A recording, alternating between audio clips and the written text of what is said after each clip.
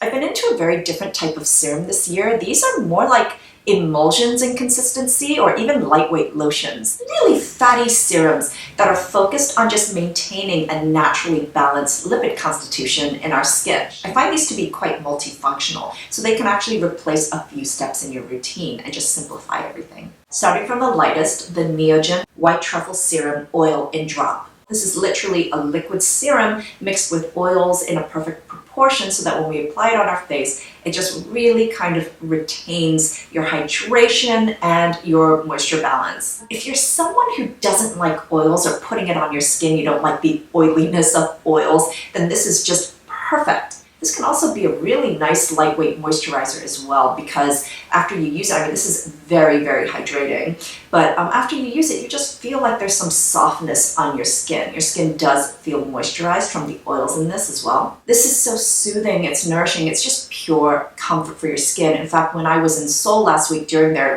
Arctic freeze, I was actually doing multiple skins of this just to try and keep some balance. It's got all the cell communicating, barrier strengthening ingredients. It's got the ceramides, the cholesterol, it's got fatty acids, coptis root extract, multiple weights of hyaluronic acid. I mean, it's also got those really antioxidant rich mushroom extracts. It's got the nourishing oils like avocado. It's a beauty. There's no scent to this, no added fragrance, no artificial coloring, despite its really kind of sunny, bright yellow color. As a serum, I've also been obsessed with STRATIA Liquid Gold.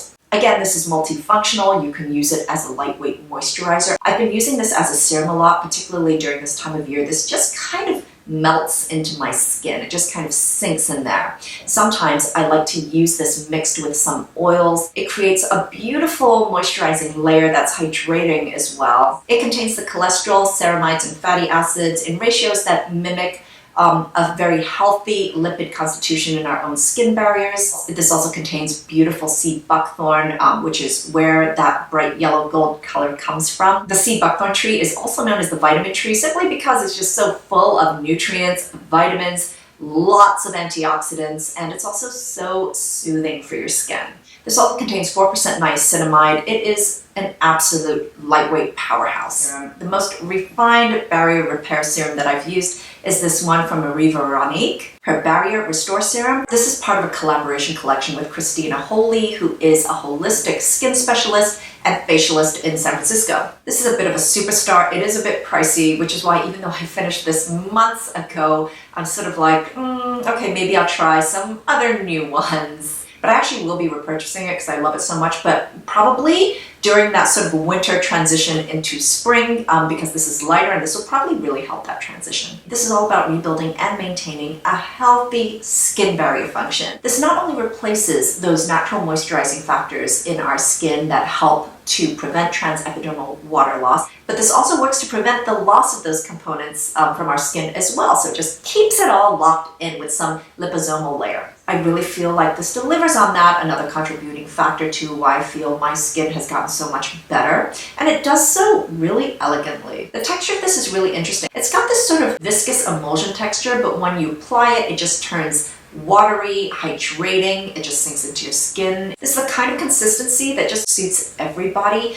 It's not congesting at all. This is a concentrated formula. There's no pure water in here. Instead, this is in green tea extract. It's got the natural moisturizing factors, the jojoba oil, broccoli oil. It's beautiful. The scent is kind of, it's a natural scent that's sort of caramelly to me. It feels a bit caramelly. So oils are pretty much my great love in skincare. I find them incredibly difficult to resist, especially beautiful oil blends. I have a whole rotation of them.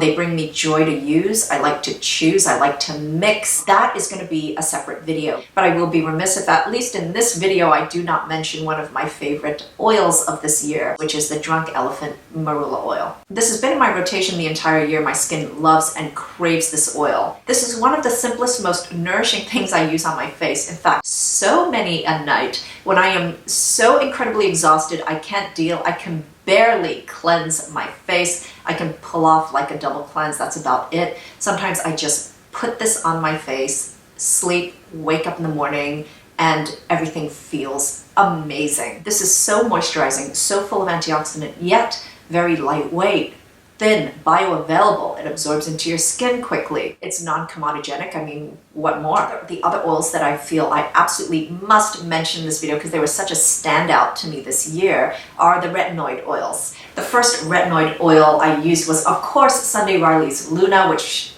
that was about like 2 years ago now when it first came out. But I wasn't in love with it then. It didn't make me fall in love with this concept or the idea. What made me fall in love was Pestle & Mortar's Superstar. It's such a standout to me. I love using it so much. In fact, I was so sad when the bottle ended, but luckily there was a whole influx of new retinol and retinoid oils from The Ordinary, which I will get onto soon. This uses exactly the same form of retinoid as Sunday Riley's Luna, which is hydroxypinacolone retinoate, which is an ester of retinoic acid, which is something I talk more about in a blog post, which I will link down below. This is an absolutely gorgeous blend of oils. There is no scent to it at all. I mean, there's an oil scent, that's about it, because there's no essential oils in here as well. It is just beautiful on the skin. The thing that actually really stood out to me about this is how quickly absorbing this formula is. I feel like all the oils in here are just not that fatty, so it was actually even a little difficult to spread because it just kind of sinks in quickly. This actually feels a lot lighter to me than Luna. The oil blend here just does not seem to hang out on the surface of your skin. It's not very greasy at all. I feel this made a beautiful difference to the quality of my skin. This is also something that is kind of safe to use during the summer. I use this throughout the summer to prepare my skin for retinols. And I did experience a teeny amount of peeling in the beginning, but it just made my skin kind of more glowy. This didn't make anything disappear, but overall I feel like everything just felt and looked better. A great dupe for this would be The Ordinary's GRANACTIVE Retinoid in Squalane 2% or 5%. For me, such a big part of this last year was dominated by The Ordinary products. Their new age retinoids, their retinols, I'm so impressed. One of my favorite products this year, hands down, has to be the GRANACTIVE Retinoid 2% Emulsion. This contains a complex which includes 0.2% hydroxypinacolone retinoid combined with 0.1% encapsulated traditional retinol. So the 0.1% retinol is low dose and slow release. The whole emulsion is non-irritating whatsoever. And furthermore, I find it really hydrating, pleasant on the skin. It just kind of sinks, it absorbs, it plumps. I did feel like this made an impact on some of my PIE. So any red spots that I got post zits, they just went away and faded more quickly. I actually prefer this to the Squalane just because the consistency and texture is so beautiful, but also it allows for better layering of products. But definitely this is a particularly great option for anyone who just cannot use Retin-A or retinols if your skin is kind of allergic to it or really intolerant to it. Or if you just don't want to go through that horrible adjustment period, then you might want to give this a go. Just a note for some of you, the GRANACTIVE retinoid solutions in Squalane don't actually include the 0.1% retinol. It's only the hydroxypinacolone retinoid. So while I prefer the GRANACTIVE emulsion to the Squalane, I love The Ordinary's retinols in Squalane. I just love the idea of retinol in oil. I've never seen it in that format before, and since oil is something I love so much on my face, it just seems to work really well. The 0.2% is what I started out with, very, very slowly, conservatively. My journey is documented in my blog post. And because I find Squalane to be quite a greasy oil, it kind of stays on my skin for a very long time. I actually don't need an extra moisturizer on top of it. I never use an extra moisturizer, which really simplifies my routine on retinol days, and I love it. I would say that my skin during that time was naturally probably the glowiest it's been in a really long time, and that has to do with a really subtle kind of shedding that was happening every day. It was nothing intolerable, it was nothing unsightly. My skin was also a little drier, easily taken care of. I didn't really feel there was any sensitivity after using this. Most noticeably, after about a month of use, my skin started to feel a little tighter and firmer. And it wasn't due to dryness or irritation, it just kind of felt a little tighter. It was weird. I honestly feel like I could use the 0.2% forever, but of course, you know, I wanted to step up the results because my skin was responding really well to the 0.2, so I wanted to try the 0.5 just to see, you know, what that was like. which is definitely stronger. I got a little more of the sensitivity,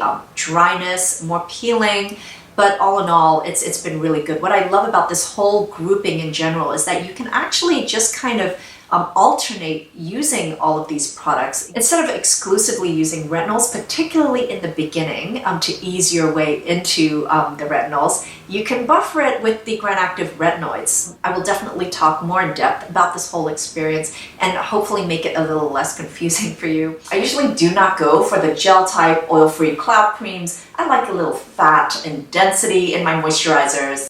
But this summer, you know, things were really different. I feel my skin just did not need all of that anymore. So I did try a lot of the cloud creams that came out, and I have to say, as far as this type of oil-free, lightweight gel type moisturizers go, the water cream is really dreamy. The cosmetic elegance of it is on another level. It just feels like a water burst on your skin when you apply it. It's just that extra hydration that really kind of stays in your skin all day. It kind of like really holds everything in there. There's a little bit of sebum control here. Even though it's a scorching hot summer, your pores will not get, you know, enlarged and greasy. Alongside the Tatcha Signature Complex of fermented green tea, rice, and algae, it also contains Japanese wild rose and lily. And the finish is just simply beautiful. It's not sticky. In fact, it's got that beautiful sort of rice bran type, you know, texture, smoothing quality. So everything looks really blurred. Everything is kind of smoothed out, but it really gives off this beautiful, natural looking glow, and, you know, glows everything. The other moisturizer that I really love this year is The Ordinary's Natural Moisturizing Factors and Hyaluronic Acid. Again, this is another one of those products that are just basic in the best possible way. I love the texture of this, the application. It feels great on the skin, and it's long-lasting moisture. This does not sit on top of your skin. It absorbs really well, and it does its job, which is prevent transepidermal water loss by mimicking the compounds that are already present in our skin barrier. This is like a combination of all my favorite French pharmacy moisturizers rolled into one, and it's less expensive to boot. The other standout moisturizer for me this year is the heaviest out of all the ones I've already mentioned, and it's from a new brand discovery called URANG, their Rose Ceramide Cream. I started using this around the end of September when the effects of the retinol started to kick in, and also the weather started to change. And my skin started to crave a more comforting, denser, reparative cream. This one is exactly that. Without actually feeling really heavy and dense on your skin, this doesn't leave any kind of oily greasiness, at least not for me, but it just really provides that long-lasting moisture. So if I use this at nighttime, when I wake up in the morning, my skin does not feel dry.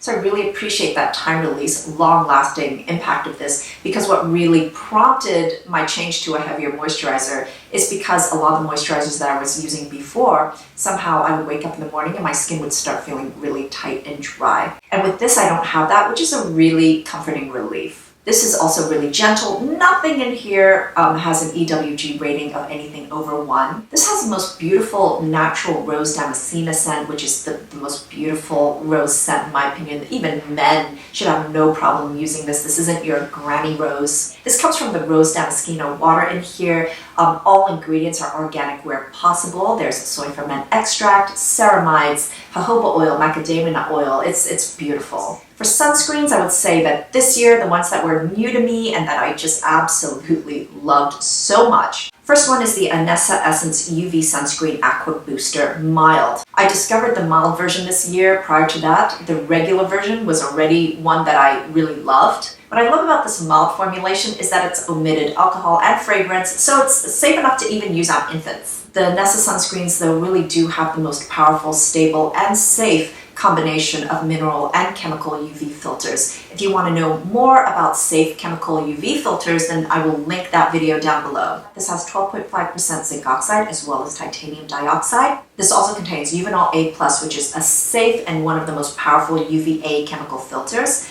as well as Uvinol T150, which is one of the strongest and safest UVB filters. This also has Tensorb S, which very broadly covers UVA and UVB rays. There's no octinoxate in this formula, so for anyone who is sensitive to that ingredient or just would rather stay away from it because of its bad reputation, then This leaves no white cast on me. It disappears into my skin without a trace. It is also a beautiful base for makeup, which is just another thing that Japanese sunscreens do really well. The consistency is definitely different, but I kind of like it, and I'm sort of used to this consistency because I've noticed it in a lot of other products that I've been using this year, which is almost kind of a little oily on application when you're first applying it, although it's not oil, and then that just quickly disappears, and then everything sort of becomes a little drier and matter. This also contains the Aqua Boost technology, which is in the Shiseido Wet Force sunscreens. This is a Shiseido brand. What this does is when it comes into contact with our sweat, it will boost protection by 20%. This formula also has hyaluronic acid, vitamin E, some plant extracts in it,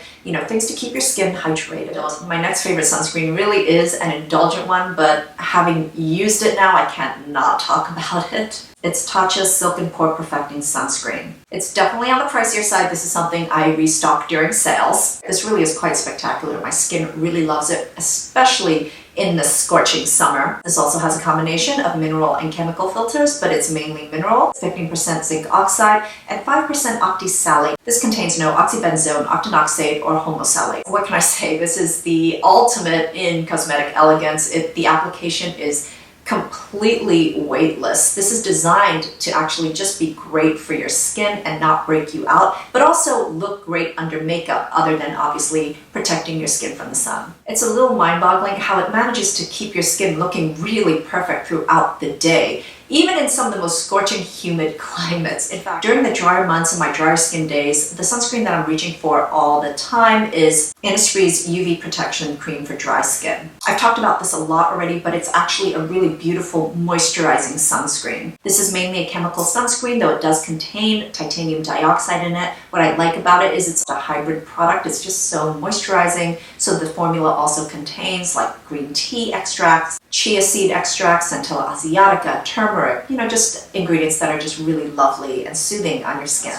For 100% mineral sunscreens, SkinCeuticals Physical Fusion UV Defense, another one of my absolute favorites. This has a universal tint to it, so when I apply it, it just completely disappears into my skin. It's invisible. This is a ridiculously light sunscreen. It feels beautiful on the skin. You can actually use a good amount of it and you won't feel like you've got a lot of product on your face, which is important for a sunscreen. This is also water resistant up to 40 minutes, but I just love how silky and even hydrating it feels on my skin. This is not drying at all, which is a really nice, super lightweight option for anyone who has drier skin types. Makeup also applies over this beautifully. It's great. My favorite eye serum this year is Hylamide's Sub-Q Eyes. This is the year my situation down here became a real problem for me. But this one is just so beautiful, it's so wonderfully hydrating, and after I apply it in the morning, it's like a shot of espresso. My eyes just all of a sudden feel lighter and brighter and just more awake. This definitely helps in plumping out some of the fine lines, but most noticeably, I feel like it makes this whole upper eyelid area just a lot lighter and less heavy. It's just really refreshing, soothing, and sinks in fast, and also really kind of disappears so that you can apply an eye cream on over it and it's not heavy at all. This is full of peptides, something my eye area really, really needs, but also plant saccharides for the hydration, for the plumping. It's just lovely. As far as eye creams go, this year I just fell in love with Belif's new moisturizing eye balm. In fact, I think my last year favorite eye creams was Belif's Peat Miracle one, which is amazing, but I just think Belif does eye creams so well. For me, this is kind of like the gel, more lightweight counterpart to the Belif Peat Miracle. This is absolutely wonderful for day, but I use this during the night as well. This basically has the moisturizing and nourishing ability of the Moisture Balm, but has the lightweight quality of the Aqua Balm. It's so lightweight, it won't cause milia. There's nothing greasy about it. It absorbs really, really quickly. Concealer and makeup sits beautifully over this. You know, it won't slide around, or it's just, yeah. So that's it for my 2017 favorites. Thank you so much for your patience. Thank you so much for watching. I really look forward to a great 2018 together. As always, I'm wishing you great skin health. Bye.